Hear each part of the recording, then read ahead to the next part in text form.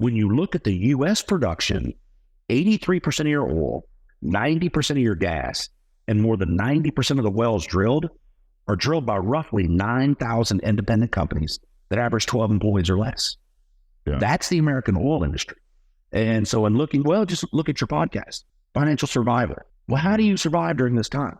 You're listening to Kerry Lutz's Financial Survival Network, where you get valuable information you just can't find anywhere else. To thrive in today's trying times, you need the Financial Survival Network, now more than ever. Go to financialsurvivalnetwork.com and get your free newsletter and gift. Financial Survival Network, now more than ever. And welcome. You are listening to Watching the Financial Survival Network, and I'm your host, Kerry Lutz. Well, just when you thought it was safe to plug in your EV, we're finding more lithium. Isn't it wonderful? But oil is not yet dead. RJ Burr, Senior VP of his family company, Panex. RJ, you've put together more than $400 million worth of partnerships, and that's over 60 deals you put together. You're an expert in this. Your family's been in it. You're in Louisiana. And hey, somebody told me recently that the age of fracking is ending. You believe that? Well, no. I mean, there's arguments on all sides, and when people are dealing emotionally, it's easy to tap into people's emotions and get them to not like the boogeyman. And I'm one of those guys. I love movies, and one of my favorite quotes from a movie was from The Usual Suspects when he said the greatest trick the devil ever pulled was convincing the world he didn't exist. And honestly, I believe I like to mold that to today. And the greatest trick environmentalists ever pulled was convincing the world that oil was bad. But because there's been more gain civilization-wise and society-wise from oil and gas than any other product. But when it comes, maybe the age of fracking is going to go, but we're in the age of refracking, right? Yeah, well, I mean, these wells. We don't even know what's underneath the Earth's oceans. Do you really think we know how much oil's in the ground across the globe? They can give estimates, they can guess, but nobody really knows. Well, how much is in the Gulf of Mexico? It just stuff leaks out all the time. Exactly. I mean, does it regenerate? Is it biotic or is it abiotic? Does oil regenerate? Nat gas certainly seems to, right? You give it enough time. I mean, you give it enough time. You have, if you have, say a formation that was empty and something happens geologically where it attaches to another formation, yes, that could refill, but there's always an explanation as to why it doesn't.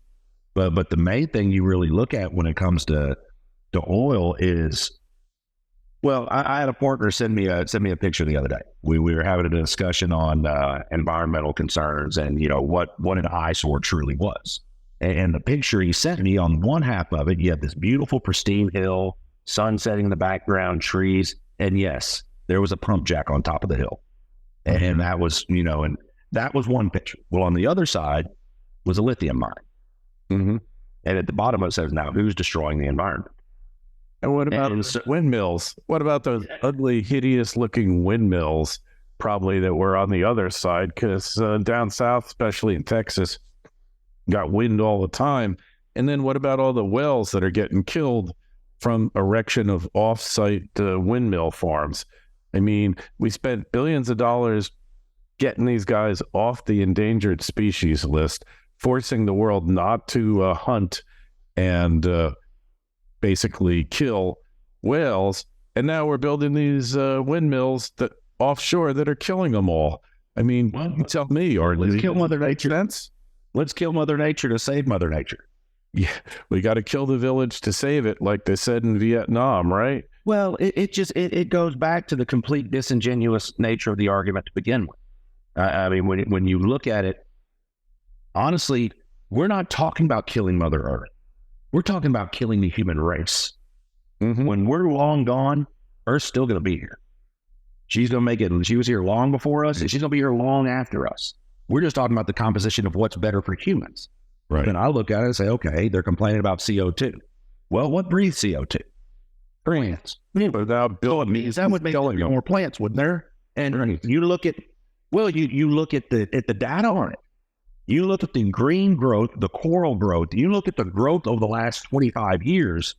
That if you actually go out and get a verified scientific report that shows this growth, and you post it on the social media account, they'll flag it as false information. Well, why would they do that when because it's all disingenuous? There's a different agenda to it. It's But what is the agenda? What are they after here? Honestly, you don't want to jump down the rabbit hole, but I look at it this way: if they turn every car into an electric vehicle, how do they stop you from going anywhere? They flip the electric off. If you're done, they can't go anywhere. They hack the AI, and it makes you run around in circles all day, right? Yeah, as long as I got to take a gas, I'm mobile. Doesn't matter what you do. I'm still mobile unless you want to come break my engine. And so, I mean, it's just distant. And then they don't do the math. 1 + 1 will always equal 2. Well, math. I don't want to say the R word here, but you know what I'm saying. Math has a history. Well, that means that airplanes are too, and everything. All our technology is based on math. You can't get away from math, and yet they want to teach it in such a way that nobody gets it anyway. Well, hey, let's not go down that rabbit hole. In the meantime, if we need the oil, all right, we're going to have to do a massive program to drill, right? It's going to be massive once we really get shortages. We're going to get shortage, right? I mean, not if we turn it loose. Yeah, that's everything that's happening right now is self-inflicted. And what human nature dictates is that humans are not going to choose to lower their living standard when that's not a choice they have to make. And so, yeah, it can force us to do all this, but eventually it's going to end because it's not logistically, it's impossible. It's just not feasible to do what they're wanting to do. And so when you take the bedrock of all society, and people will argue all that, but look, the bedrock of all society is energy. If your country does not have energy, you're a third world country. Go ask the Germans, would they rather have their natural gas or they want to keep cutting down their forests for firewood? I believe they'd rather have their natural gas. Then you look at oil in general, you realize 50% of the world production is consumed by 17% of the world's population. 83% of the world's population is just now beginning to use oil. What do you think that's going to do to demand? Now you look at it, in 2014, we invested worldwide roughly $1 trillion in upstream development, finding more oil. Today, that's about 60% off of what it was. So we're not investing enough to find more oil, so we're not producing enough to cover what our demand is. Right now, our demand is about 10, 15 million barrels a day more than we produce. They expect that number to be over 30 million by 2030. So when you look at all these dynamics, and then you say, okay, surely there's something that they have up their sleeve to replace oil, because a kindergartner can predict where this is going to go, where this train wreck's happening. Well, all of a sudden, you go, well, is it solar? No. To produce the amount of energy the United States consumes annually, it would take a solar farm using the most technologically advanced solar panels on the market, the size of New Jersey, and would require the sun to shine 365 days a year, 24 hours a day at Arizona summertime intensity. It's not feasible for it to happen. And so one day somebody, some wizard of smart, is going to come up with some invention. He's going to come up with the greatest thing since sliced bread that will replace oil. That just hadn't happened yet. And looking at human nature, if you had made the most important discovery in the history of man, which would be the replacement to oil, well, I believe you'd tell somebody about it. Yeah. And I don't hear anybody talking about it. You would think, hey, so 100 years we've been doing this. Remember what we had before we had oil? We had brown energy, you know? And what energy is like green energy, you know? It came out of the tailpipe of all these horses. New York City had 6 feet of manure downtown, and you had disease, you had outbreaks, not to mention the stench of the place. So, you know, they were happy to get tailpipe pollution, to get rid of all the horse pollution in New York City. They want us to go back to horses, RJ. Well, they can have horses all they want. And I love horses. I got horses and love riding them when I choose to ride them. I want to, I don't want to get on my horse and ride into the office. That'd take me all day. And it's it's just one of those that I look at times like we're in. And when you look back through U.S. history, at every crisis point, at every moment there was an economic crisis, there have been a group of people that came out of the other side looking like geniuses. Mm-hmm. And when you string their stories together, there's really only two common characteristics that they shared. The first is that when the crisis happened, they had cash on hand. They were liquid, so they could do something. Well, probably more important, or as important as being liquid, when their opportunity presented itself, they had what my dad calls intestinal fortitude. They had the intestinal fortitude to push the chips in the middle of the table and go. And so what we saw happening, we've been doing this a long time. This is not our first rodeo. I was in the first field in Luling, Texas when I was 7 years old. That was the first time my dad took me to the oil patch. I can get out of the car, and if anybody's ever been to Luling, you'll know there's a distinct smell to Luling. And when I get out of the car, I was like, Dad, what's that smell? Because honestly, if you've never smelled it before, it smells pretty bad. And it's like, Dad, what's that smell? He goes, baby, that's money. And that was my introduction to oil. Well, I've been hooked ever since. Yeah, because it's the engine that runs the world. I mean, every world, you look at the standard of living per society. The average American consumes 2.6 gallons of oil a day. The average civilized society across the globe averages 1.6 gallons of oil a day that they consume. You want to try? The average third world country, 0.3 gallons. It is a direct correlation to your society standard of living is how much oil they consume. And most people don't realize oil is in everything, from our clothes to the plastics to our cars, to the medicine, everything we do. I would be willing to bet you could grab any American in any city, just reach out and grab them, and they will have at least 2 oil products on them at any given time. And most people don't realize that. And so when you see everything, because it's really clear, when you step back and just look at it, you see that we're not investing enough, we're not producing enough, demand's too high, there's nothing to replace it with. Well, the final factor is the true American oil industry.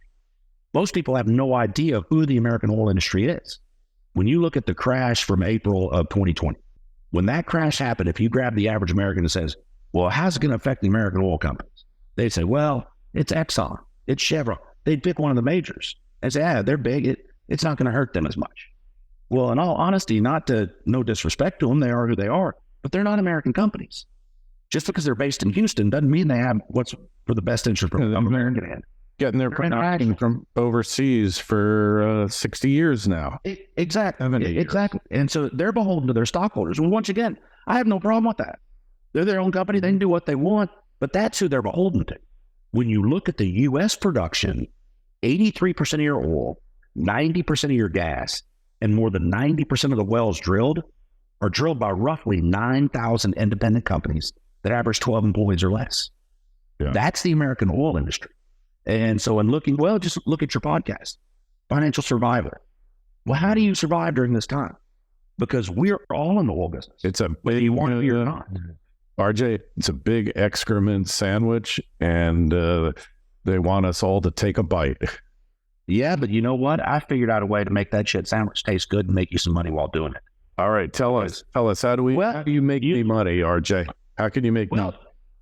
Like I said a minute ago, everybody is in the oil business, whether you want to be or not. If you live in a modern society, you always have money going out of your pocket to oil. Well, we simply put our partners in a position where they have money coming from it. Hey, this is a great thing. Like, I came up with a system where the average household can pretty much hedge most of their commodity purchases, because we're all in the commodity business. You buy food, guess what? Wheat, corn, everything's a commodity. You buy energy, you buy electricity, all of it's energy. So the key is you invest in the companies that produce that stuff, because you know that it's going to get more expensive, and therefore your profits are going to go up. So if you can get closer to the wellhead, like with you, then that could be a great thing, right? Oh, without a doubt. Now, look, and don't get me wrong. By nature, I don't want anybody to think this is easy. But by nature, oil and gas is speculative. If anybody ever tells you different, they're lying to you. Whoa, wait! It's much easier than it ever was, man. You used to get two gushers and 8 dry holes. Now you get 9 gushers and 1 dry hole, right? Well, if you're in the right area. Well, If you're in the right, because where else are you going to drill? well, that's the key to it. Because when it comes to being successful for your partners, because that's the name of the game. Everything we do here is based on our partners. Because if we don't win for them, they don't keep investing, and all of a sudden, an asset sign goes in the front door. And so, when I was telling you a minute ago before we got on that we've had 2 lives in oil. My first life in oil ended when Marathon Oil bought my family's company. And when we cranked back up 6 years ago, me and my dad and my brother, we knew we'd be successful. We're good at it. We've been doing this a long time. And we knew the path to do what we wanted to do would reveal itself as long as we were patient, as long as we were diligent in everything we did. And what we saw coming was we saw Saudi Arabia and Russia, because whether you like Trump or not, what he did was he completely changed the power structure in the oil world. When OPEC was created, they became the center of the oil world. Well, by us increasing our production as much as we did, all of a sudden they didn't have a say as much in what the price per barrel was. President Trump knew that we had to keep the price such where it made it worth oil companies going out and finding it, but we had to keep it down enough where it wasn't killing the consumers. And he found that equal balance. Well, it's $2 a gallon gas. Roughly $60 a barrel.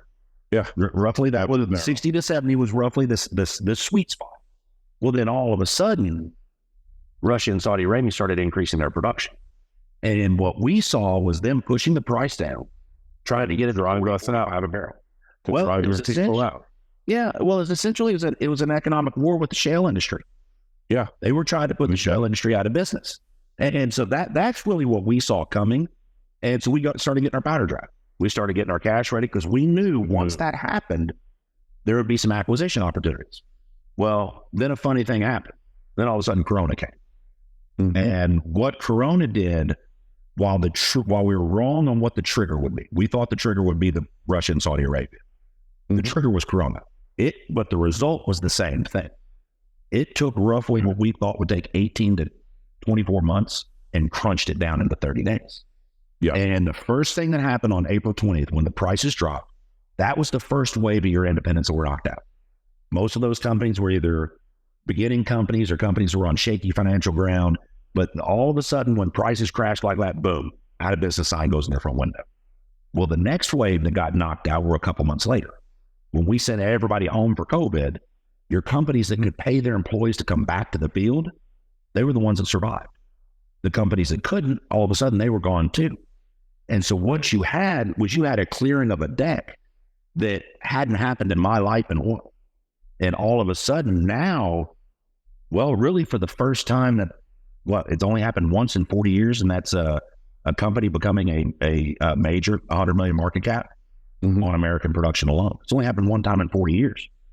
And so all of a sudden, we saw an avenue where, hey, we can acquire some significant reserves for pennies on the dollar. And that's exactly what we started doing. We started buying up leases, and in the end, and we're still in the acquisition process. We thought that window would close in 22. We thought grownups would return, but the grownups, RJ, have left the building. Yeah, well, I was at CPAC earlier this year, and I had a kid from PBS come up to me and he says, "You're the oil guy, aren't you?" I go, "Well, yeah." He said, "Well, who do you want to win in 24?" And I said, "Well, that depends on what me you ask." I said, "What do you mean?" I said, "Well, if you ask the average me, the guy that lives here just like you, I want Republicans to win because I know prices will stabilize and I know we'll understand the world we live in again. However, if you ask the oil and gas guy in me, I want Biden to win." He said, "Really? Why?" I said, "Because they're going to keep attacking oil, keep scaring people away from it, keep running people off. And you know what I'm going to do while they're doing that? I'm going to keep buying it. Because what's going to happen? All of a sudden, the illusion's going to bust. All of a sudden, the ether's going to wear off, and people are going to realize, oh my God, nothing can replace oil, at least not right now. And they're going to come running back. And when they do, the person who owns the oil is going to be sitting in a pretty good position, aren't they?" You got it. Yeah. And so that's what we've done. We made 23 different acquisitions and secured what we believe to be over 100 million barrels in reserve. And really all we're doing right now is developing. Now, what I tell partners, the best thing they could do, especially somebody who's never looked at us before, go to our website. It's panex.us/learn. Yeah. Now, that page was specifically designed for partners that have never invested with us. It gives you an idea, just a general education on the oil industry, what the uses of oil are, how we develop wells, how we drill wells, just kind of gives you a basic thumb sketch of the industry, gives you a basic thumb sketch of the tax benefits. Look, you don't do oil for tax benefits. Don't get me wrong. I had a partner one time. I said, well, Mr. Johnson, you can write it off. He said, boy, if I wanted to write it off, I give it to the Boy Scouts. And so I was young, and it was one of those, I was like, oh, okay, that made sense to me. And so you don't do it for the tax benefits. However, to dismiss the tax benefits that'd be ridiculous, because when you invest in direct participation programs, when you invest in drilling wells, Uncle Sam's roughly going to pay for a third of the investment. Now, I'm not a CPA. Everybody varies a little bit. But going in and year one, before I've even produced 1 barrel of oil, I've already made the partners 33% on their money. And then we don't pay any taxes on it through the depletion allowance, and you keep rolling over your investments, and you never pay any taxes. Wow. I've got partners right now that will be receiving revenue from their wells. I'd be willing to bet for the next 25 years. So what's our IRR on your average deal, RJ? It depends on how you look at the deals. If it's in the drilling programs and just where it's the straight drilling, we have some equity programs we run also. Yeah. But in the drilling programs, I'd say after tax benefits, we're averaging anywhere from 25 to 40% per program. I mean, we're doing well. Yeah, we got one program that, now this is more of an equity fund, but they own a piece. What we'll do whenever we acquire a field, the first thing we'll do is we'll put together a fund to cover the entire field, and we basically kickstart the field. We put the infrastructure in, and we give those partners a piece of every well we draw on the field, regardless of how many wells there are. Okay, so let me ask you, are you buying any producing fields now, or so what's your criteria? Do you look for a value add on a producer so that you can... we love salt domes. We love salt domes. And the reason we love salt domes is, one, well, there's really two reasons. One is the lack of competition. Most people don't want to drill in salt domes. It's a working man's field. You have to have somebody on location dealing with the well every day. And so it's something that to produce and drill salt dome fields are difficult. And so most companies don't have the will or the expertise, and so they stay away from them. Right. Well, that's one reason. But the main reason we love them is salt domes were your original oil fields. Mm-hmm. Salt domes were the spindle tops. They were the fields that got the oil boom going. Right. Well, if a field, your old oil companies, I guess the best way I could describe them, they're about like spoiled kids. Yeah, and a spoiled kid, their favorite toy is their next toy. And so what they would do is they'd go out, they'd drill a well, they'd hit it, they'd all cut back clips. Well, they'd drill 5 or 10 more wells.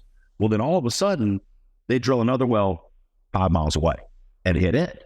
Well, then they'd pick up everything they had right here and go over there. Well, how much oil did they leave right here? Because they really didn't have the technology to know exactly what they were. They didn't have the secondary recovery. Now we've got things like polymer flooding. We've got upgrading where you can take heavy oil, turn it into better than WTI. We don't even have to do that. Yeah. We're drilling traditional wells the same way they drilled them. You drilling verticals, no horizontal? Yeah, well, I mean, it'll never be a straight line. On a salt dome, it moves, and we do put a directional bit at one point to target. We have one section that's kind of getting in the weeds, but we have one section where we put a directional bit in there to target a zone, but then we pull it all back out and let it go naturally. But all we really do, I'd love to say that it takes a rocket scientist to explain what we're doing, but it's not. Yeah. All we're doing is going in fields that weren't developed, and we're developing them. And we stand on the shoulders of giants and get what they left behind. Okay, so RJ, really appreciate your filling us in. We're definitely going to have you back on the show. You're going to become one of our regular go-to guys for energy, because energy is fundamental. Like you said, we basically be in the fields now, pretty much with our pickaxes and our scythes cutting down wheat, and half the world would have starved already, maybe 2/3 of it. So, hey, tell us the website where we find you, how we connect with you. Panex.us/learn. And then my email is rjburr@panex.us, panex.us. Excellent. And that'll be one. Well, we have one standing guarantee. Mm. You ask us a question that we don't know the answer to, we'll find it for you. All right. We want to make sure that every question is answered. This is your money we're talking about. And if you're not completely comfortable with who we are and what we're doing, we'll be the first one to tell you to keep it.